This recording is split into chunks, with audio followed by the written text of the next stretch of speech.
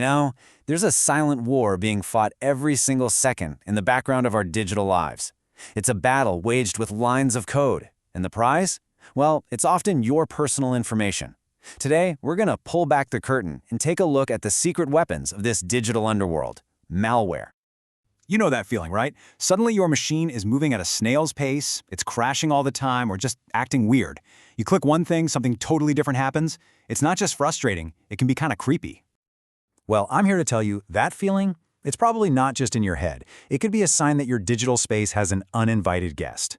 So welcome to the hidden world of malicious software, or as you've probably heard it called, malware.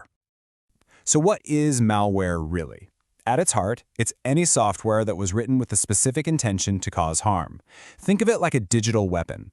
It can be something as simple as an annoying pop-up ad that just won't die, or it can be a super sophisticated tool built to take down a country's power grid. But the goal is always the same, to get past your defenses and take control. All right, so first up in our little tour, we've got the con artists. These are the masters of trickery. They don't just kick down the front door. Nope, they charm you into opening it for them. This is the art of deception. And the perfect example is the Trojan horse. Just like that giant wooden horse from the Greek myth, a digital Trojan is a master of disguise. It shows up looking like something you actually want, a free game, a cool app, maybe an important-looking attachment in an email. But once you let it inside your system, it opens up and reveals its real, nasty purpose. And here's the key thing to remember. A Trojan is powerless without you. It needs you to click that button and open the gates. Now here's a little twist for you. Not all of these secret entry points or backdoors are made by hackers. Sometimes, developers actually build them into their own software for good reasons, like being able to fix things remotely.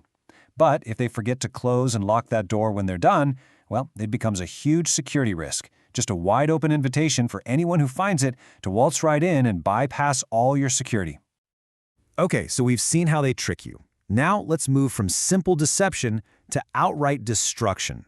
This next category of malware isn't just trying to sneak in, it's designed from the ground up to cause some serious damage. This is digital sabotage. I want you to imagine a tiny digital time bomb secretly planted inside a computer system, just waiting. That's a logic bomb. It lies completely dormant, totally invisible, until a very specific condition is met. That trigger could be a certain date, or it could even be something like a particular employee's name being deleted from the company payroll. And when that trigger is pulled, boom, it explodes into action. And this is not just some hypothetical threat, this stuff really happens. Back in 2000, an IT admin at a company called Omega Engineering got fired, and he left behind a little parting gift. He had planted a logic bomb, and the trigger was his own termination. Sure enough, a few days after he was let go, the bomb detonated, completely wiping out years and years of the company's essential design and production files. It was total corporate chaos. And the final price tag for that little act of digital revenge? Over $10 million. It's a pretty stark reminder of just how much damage can be hidden in just a few lines of code. You know, when we think of digital sabotage, virus is usually the first word that pops into our heads. But not all viruses are created equal. You have macroviruses, for example, which are experts at hiding in plain sight, right inside your everyday Word docs and Excel sheets. But then you have the real chameleons of the malware world, polymorphic viruses. These things are shapeshifters. They literally change their own code with every new computer they infect, making them incredibly hard for antivirus software to catch. So far, most of the baddies we've looked at need some help from a person to get the party started. But our next category, they don't need any help at all. These are the threats that can spread all by themselves. Say hello to the worm. A worm is basically a standalone piece of malware whose only real job is to make copies of itself and spread to other computers.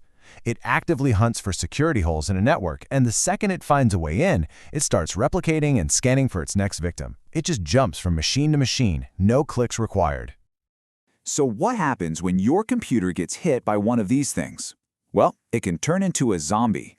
The malware secretly connects your PC to an attacker's server, and just like that, your computer isn't really yours anymore.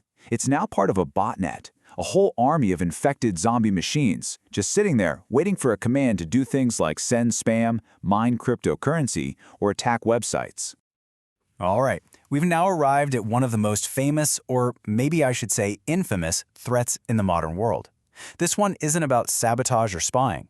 It's about cold, hard cash. This is digital extortion. We're talking about ransomware, and it works kind of like a digital kidnapping. The attacker creates two digital keys, a public one and a private one. The public key gets bundled into the malware. When your computer gets infected, that public key is used to scramble all of your files with super strong encryption, making them totally unreadable. The catch? The only thing in the entire world that can unscramble them is the attacker's private key, and they're not going to give it to you unless you pay up. And the real-world impact of these attacks has been absolutely devastating. WannaCry infected hundreds of thousands of computers and basically brought global logistics to a halt. Lockheed crippled hospitals and government agencies, putting actual lives at risk. And CryptoLocker, well, it pretty much wrote the playbook for this whole business model, proving just how much money could be made from digital extortion. So after meeting all of these digital villains, the big question is, how do you even know if one has managed to slip past your defenses? Let's quickly go over some of the telltale signs that you might have an intruder in your system. So, how do you spot one? Honestly, you have to listen to your machine. Is it suddenly running super slow for no reason? Are you getting bombarded with pop-up ads? Did some weird new icon just appear on your desktop? And a big one, is your antivirus software suddenly turned off and you can't turn it back on? These are all cries for help from a system that's been compromised. If your computer is acting funny, don't just ignore it. It's time to play detective. So we've taken a journey through the digital underworld, and we've met some of its most dangerous players. They are clever, they are ruthless, and they are always evolving. Your best defense is knowledge. And now that you know the enemy, the real question is, what are you going to do to guard your own gates?